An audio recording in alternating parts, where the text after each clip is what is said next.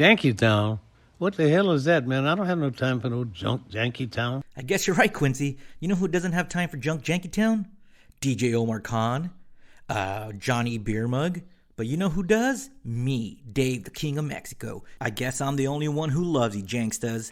So you know what? I'm going to put in more than 5% today. I'm going to put in 15% today, just for you. So let's get it started.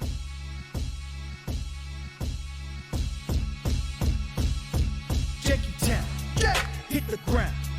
We can get the janky poppin', that's a sound. We make your frown go upside down. It's getting janky, we the greatest pound for pound. What up, Dave? What up, Dave? What up, Dave? What up, James? What up, Dave? What up, Dave? What up, Dave? What up, James? It's getting janky. It's getting janky. It's getting janky. I love it when we jank around. It's getting janky. It's getting janky. It's getting janky. I love it when we jank around. Janky Town.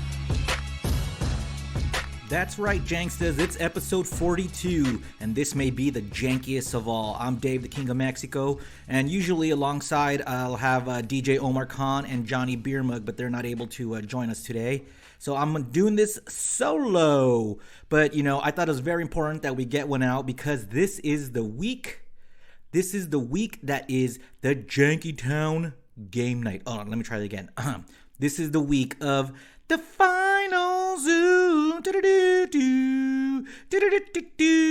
That's right. It's Jankytown game night on Zoom. It's Friday, June 11th from 9 to 11 p.m. And what's Jankytown game night, you might ask? Well, it's a night where we're all going to jump on Zoom, all the Jankstas, jump on Zoom with me, DJ Omar Khan, and maybe Johnny Beer Mug, and we're going to play some of your old favorite Kevin and Bean games. We are going to maybe have some prizes. We haven't discussed that yet. I think so. I have some stuff at the house that I want to get rid of, so maybe you guys would want it and win it. It's some pretty cool stuff like bars of soap. Like that's everyone needs some Irish Spring on you, don't you? And I had some cool artwork that I no longer can put up because my girlfriend won't let me. And so rather than give it away, I'd rather give it to you, Jankstas. So yeah, we will have some prizes. That's Friday, June 11th. That's this Friday, June 11th, from 9 p.m. to 11 p.m.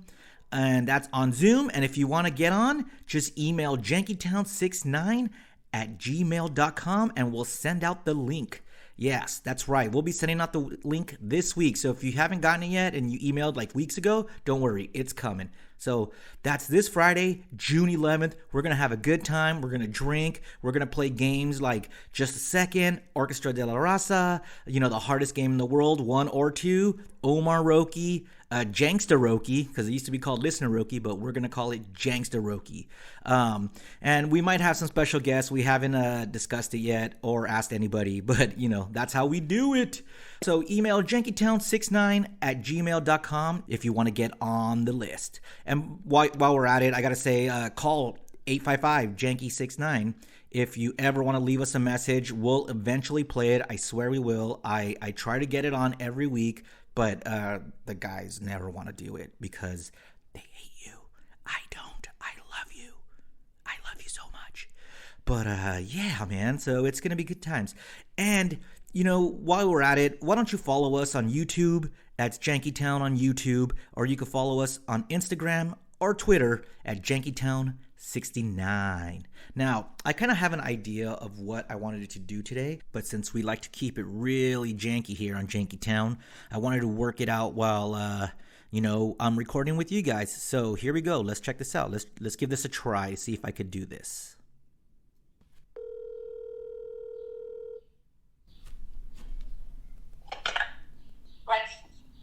Hey, babes.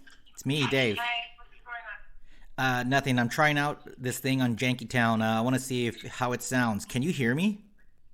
I can hear you loud and clear. Oh, you're the best. What, you want it to sound janky? Well, it's going to sound janky because I don't have Omar or Muggs recording. It's just me. It's me in the back house all alone recording. What are you doing? Why aren't these guys showing up for work? I'm confused. You know, they have jobs and they are busy, so they got things to do. But not me. Not me. I got plenty of time, so here I am. What are you doing right now? All the time in the world. Well, I need you to do something. What? What do I have to do right now? I don't know. Go figure out how to save the grass. The grass is fine, but I think what I need works. So thank you for being my test subject. And how do you like me being home all the time? I fucking hate it. But you love me. I love you, but like, no one should spend this much time together. You know, like, it shouldn't be a thing. Okay, well, I love you too, and thanks for being my test subject, and I think it worked, so thanks for being on Jankietown for the first time. Oh, God. All right, bye. Love you. Where's Rhonda? Oh, she's back. She says hi. Okay. Hi, Rhonda. Okay, bye, Rhonda. Thanks, babes. Bye. So that seemed to work, so I'll utilize that a little later on. But first, I wanted to bring you this little ditty since it is Pride Month, and I just wanted to shout out all the people who celebrate Pride Month. Check this out. I told my mom that I was bi, and she said, well, I'm not surprised. Most of the time you dated guys who looked like they were girls. And I said, that's not what I thought you'd say. She said, honey, it is okay, but if you like that, doesn't that just mean you're gay? And I said, no, because I like penis too. And she said, well, if you had to choose, would it be a ding-dong or hoo-hoo?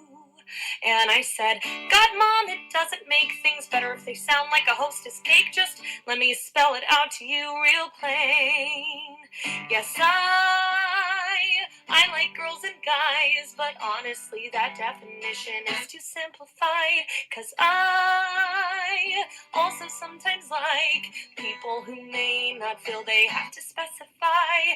I like both guys and girls, and pretty much I could like anyone in this world, as long as they are not a douchebag. It doesn't matter what parts they have.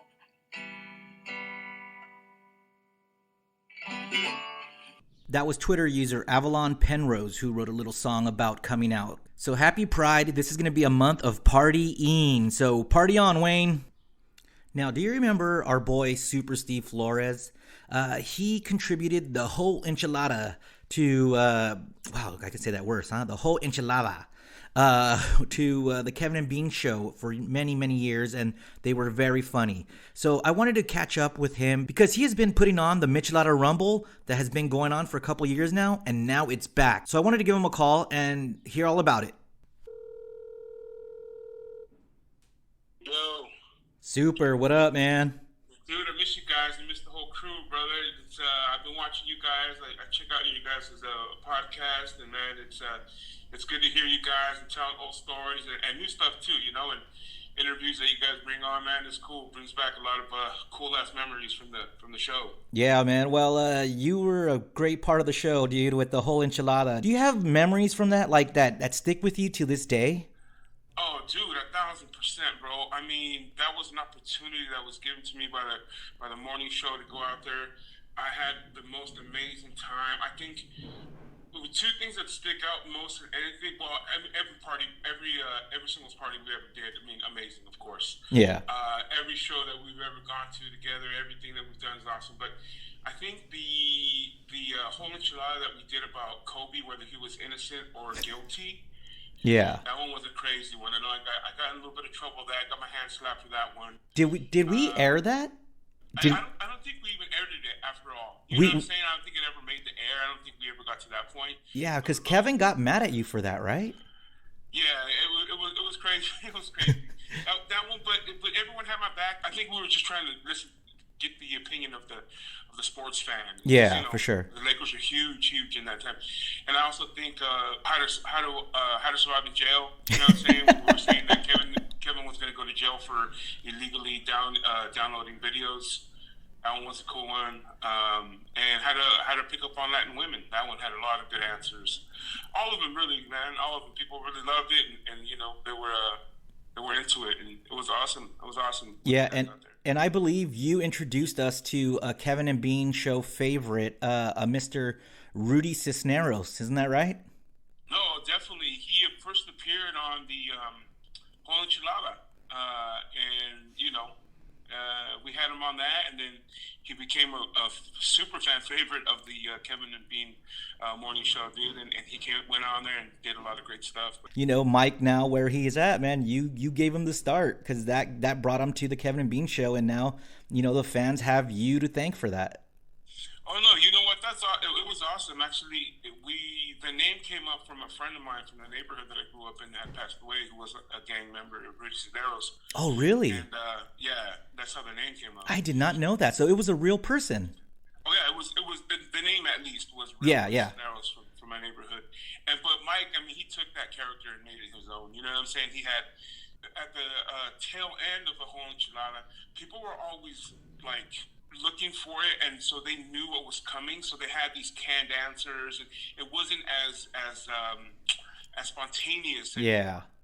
So to get really good funny answers, we started using Rudy in there, and then it worked, because he ended up doing his own thing, and like you said, Mike took it over, and now it's like that thing is huge, man. Now it's big, dude. For sure, man. Well, the reason why I wanted to talk to you is because this Saturday at Santa Anita Park, you're doing a big event, and this is an event that you've been doing for years, right? Like, can you tell me about how the Michelada Rumble came about, how you came about with that, and what happens at these Michelada Rumbles? Well, Bald Brad is one of my best friends, and has become one of my best friends throughout the years, of course, and I met him at Arcade Rock. And he had been doing events for a while, and he took me aside and he said, hey, if you can come up with something really good for Southern California, for the Latin community, you let me know, and we'll work on it. And so hanging out with a bunch of my friends, we started talking, and this is when micheladas first started coming out, and it was just the cups. It was the cups that you could buy. They had the rim around them, and we came up with the name, and we did our first one at Santa Anita, and it was cool. It had a good turnout. And then we did the second one, and holy smoke, man, it exploded, bro. It was from the first one having like 3,000 to the second one having 11,000, and holy shit. It just went crazy. Micheladas are crazy because micheladas aren't the same here as you would think they are in Mexico. It's a whole different drink. All right. It's taken on a whole different like just ingredients and things you can add to it. Here in Southern California, all the michelada companies. All right, super. Can you break down what a Mexican michelada is? Well, from what I understand and the research that I've done, a michelada is just beer, ice, salt, lime, and that's it. That's a miche because it's supposed to be like cold, Really? That's it? A beer, ice, salt, and lime? Yeah. That's what OG one was. Yeah, because I remember my dad used to feed that to me when I was like 10 years old. And I thought that was normal, like with tecates, right? Like you just... Yeah, and that's the one too, tecate. Yeah. And once in a while, someone would put like a little tapatio on it. Yeah, or then they started adding like clamato, right? Like... Yeah, but see, in Mexico with the clamato, that's called an enclamotonada. Oh my God. So I remember after doing the Rumble like a few years in a row, I went to Mexico and I was like, I'm going to try one of the micheladas out here. And the waiter said, do you want one like we make them here or do you want one like you make them there? Because it's totally different. And I was like, oh, wow. That's when I started to really figure out what micheladas were and the differences and, how Southern California has really taken it to another level. Nice. So now what does a Southern California michelada entail? That's the craziness, man, because there's no limit. There's so you get the cup, you have the ice, you have that, okay? And then now these companies are all making their own different flavored mix, and they have some are made with, some of the seafood kind of broth. Some are without. There's some that are vegan, and non-GMO. I mean, everyone's doing something new. And then you put a little cap on top, and then now some of them have ceviche, which is the Mexican or shrimp or fish-based, salad on top. All this is on one drink? That's all in one drink on top. Yeah, and then, or or you do the ones with the, some guys do nachos on top. I've seen a guy do esquite, which is the street corn in a cup on top. Holy shit. Some of them do it in a pineapple. I mean, they're pushing it. Some have gummy bears and watermelon slices. It just depends on what you're wanting. And they're just pushing it and going crazier. And now there's a guy that came out with the green one called aguas chile. So it's a different flavor, different style. So these guys are pushing it, man. And I thought that at some point this would start to go down or level off. Yeah. But it just seems to just keep growing. And there's more restaurants. Every restaurant that I've gone to now offers a michelada. So it just shows you the popularity of the drink. Yeah, so who participates in this Michelada Rumble? Or is it a competition, or is it just like, hey, we're going to showcase the flavors of Southern California or the local areas? Well, at first it was a competition. The first few years was a competition, and we crowned the champion. And then we just continued on and said, you know what, we're just gonna have a big party and let everyone come out here. And like you said, they're gonna be able to showcase their stuff. A lot of these michelada companies now have open restaurants. They sell their mixes and their mix and everything in 7-Elevens or whatever marketplaces around. So yeah, it's grown, and we go to 6 different cities. We go to San Diego, we go to Fresno, Phoenix, of course Santa Anita. Damn. So it's crazy. It's getting bigger and bigger, man. And we have lucha libre, Mexican wrestling. Yeah. We have a car show which has lowriders, muscle cars. We have, of course, an artist. We've had Warren G before. We've had Too Short. We've had DJ Quick, Baby Bash. We've had artists of that caliber, Trish Toledo, Trinier. So we have music, and then we have 40 different michelada vendors there that are showcasing their micheladas. And then at Santa Anita, there's the live racing, so you can hang out and bet on the ponies and come out. And it's a day drinking event. Kids are welcome. It's kid friendly, and it's an amazing time. We have a great time out there. Yeah, and it's this Saturday at Santa Anita. Tickets are $20, right, for general admission, and VIP's already sold out. So don't even try for VIP, right? Yeah, don't even try for VIP, and we've kept it at 20. Those are pre-pandemic prices, man, and we're not gouging. We understand the situation. Everybody out there, we're keeping it to the same price, man. I mean, we appreciate the people that come out, all of our followers, all of the fans that come out for the Michelada Rumble, and it's free parking, $20 tickets, 30 at the door. But yeah, get your pre-sales. Yeah, and it's outdoors, right? In the infield, so everyone could feel safe, not breathing on top of each other, and Yeah, and there's social distancing. What I mean? There's going to be a lot of chairs and stuff out there, so you can sit in your groups and stuff and hang out and not have to be around everyone. And all the vendors are going to adhere by the guidelines: masks, gloves. So it should be great. Nice, dude. Well, super, man, I am so proud of you, dude, because you've been working hard at this, man. Just like everything you do, you put all your effort into it, and you are succeeding huge, man. Like one of the biggest to come out of the Kevin and Bean show, man. So I appreciate that, man. And likewise for you guys, man. Like I said, I hear you guys, man, and I miss hanging out there and chilling with you guys. I hope you guys can make it up to the Rumble and we can share it, michelada and hang out. Dude, when all this shit's done, we're gonna try to get together and like do live podcasts and shit, dude. And we definitely want to have you on because I do believe you have your own podcast, right? I do. It's called the West Coast Pop Lock Podcast. We go live every Tuesday, and we'd like to have you guys on actually. And come out and tell stories. And I got to say something really quick, man. Yeah. We had Doto on a couple weeks ago. What? And Wait. Holy smokes. Wait, hold up. How did you get Doto? Because I know, one, how did you get him? Because he is so hard to track down. I mean, but other than Facebook. But then once you do track him down, has he stopped leaving you alone? Or does he blast you every, couple of days? Well, that was the thing I was going to tell you, man. This guy has not stopped hitting me up, bro. And it was like, at first it was like, okay, we'll see what we get at Doto. But, oh, man, radio and podcasting is two different animals and two different things. And he came on, and oh, dude, it was cool. But the days after, it's nonstop, and and he reached out to me on Facebook. Yeah. And he's been trying to call me through the Facebook Messenger, chat, and I'm like, no, bro, like, stop, you gotta stop, dude.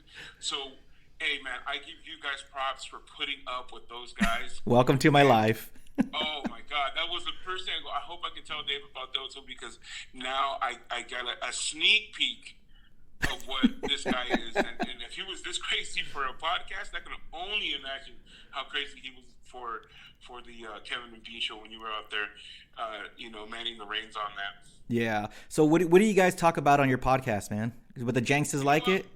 Well, at first, we started because everyone was leaving California when the pandemic started, and everyone was trashing Cali, like, oh, we hate LA, we're moving to Texas, moving there.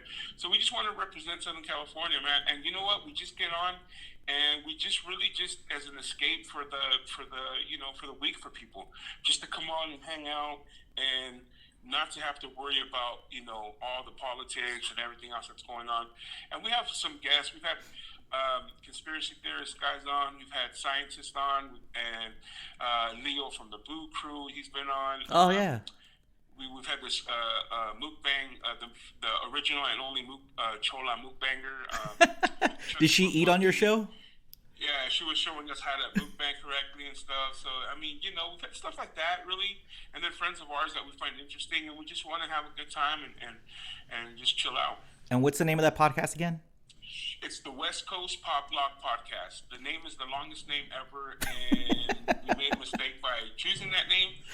We found that out after we wrote it out, and we're like, oh, shoot, man, like, dang, this is a long name, but we stuck with it, and it's at the West Coast Pop Lock Podcast on all the social medias, and give us a follow, man. We're live every Tuesday night. All right, every Tuesday night, man. So we release this on Mondays. You could listen to us and then switch over to the West Coast Pop Lock Podcast, because Super Steve is a hell of a dude. He's interesting and he's very fun, and I think he's a better broadcaster than us. So. Oh man, I listen to you guys. You guys are doing great, man. And again, we would love to have you guys on to come on and tell some behind the scenes stories, and just rap, man, and have a good time. We really look forward to having the opportunity to have you guys on our show, definitely. Well, I can't speak for Omar and Muggs because they're dead, but I'm down whenever you want, man. I got nothing going on, so I'm ready to talk. Definitely. I appreciate that. Like I said, thank you guys for the opportunity on your show, and like I said, I watch and I listen, and thank you guys, man. And I hope to see all you guys at the Michelada Rumble if you can make it. We'll have you guys out there. Yeah, that's this Saturday at Santa Anita Park. Tickets $20 pre-sale and $30 at the door. Super great catching up with you, man, and hope to see you soon. Thank you, man. Thank you, guys. All right, dude. So, of course, my dumbass messed that up. The Michelada Rumble is actually on Saturday, June 19th at the Santa Anita Racetrack. Not this Saturday, but Saturday, June 19th at Santa Anita Racetrack. Just go to Super Steve's Instagram to get all the details. Tickets, $20 pre-sale, $30 at the door. Again, that's Saturday, June 19th. Not this Saturday, because I'm a dum-dum. Unless you're listening to the week of the 14th. And then, yes, it is this Saturday. So, but don't do that. Listen now. Thanks.